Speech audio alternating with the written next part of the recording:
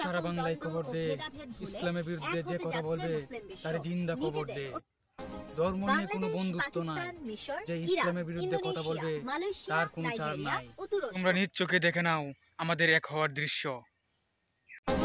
বাংলাদেশ, পাকিস্তান, মিশর, Iran, Indonesia, Malaysia, Nigeria ও তুরস্ক উন্নয়নশীল এই ৮ মুসলিম দেশের জোট D8 নামে পরিচিত। বিশ্বের মোট জনগণের 13%ই এই ৮ দেশের নাগরিক।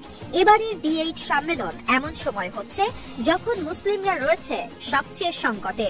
ফিলিস্তিন, লেবানন ও ইয়েমেন ধ্বংস মধ্যে সকল দ্বন্দ্ব ও ভেদাভেদ ভুলে এক হতে যাচ্ছে মুসলিম বিশ্ব।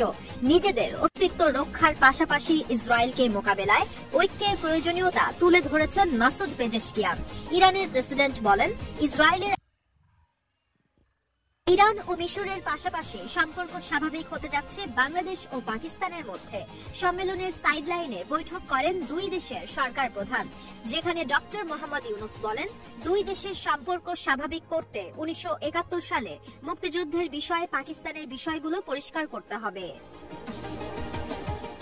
বাংলাদেশের সঙ্গে ভ্রাতৃত্বের সম্পর্ক শক্তিশালী করতে আগ্রহী পাকিস্তানও।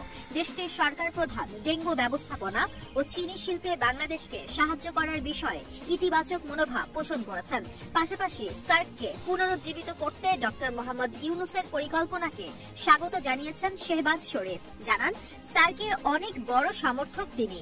শুধু ফটো সেশনের মধ্যে জোটকে বেঁধে না রেখে আঞ্চলিক সমস্যা সমাধানে কার্যকর পদক্ষেপ নেয়ার ক্ষেত্রে সার্ক গুরুত্বপূর্ণ ভূমিকা রাখতে পারে বলে আশাবাদী পাক।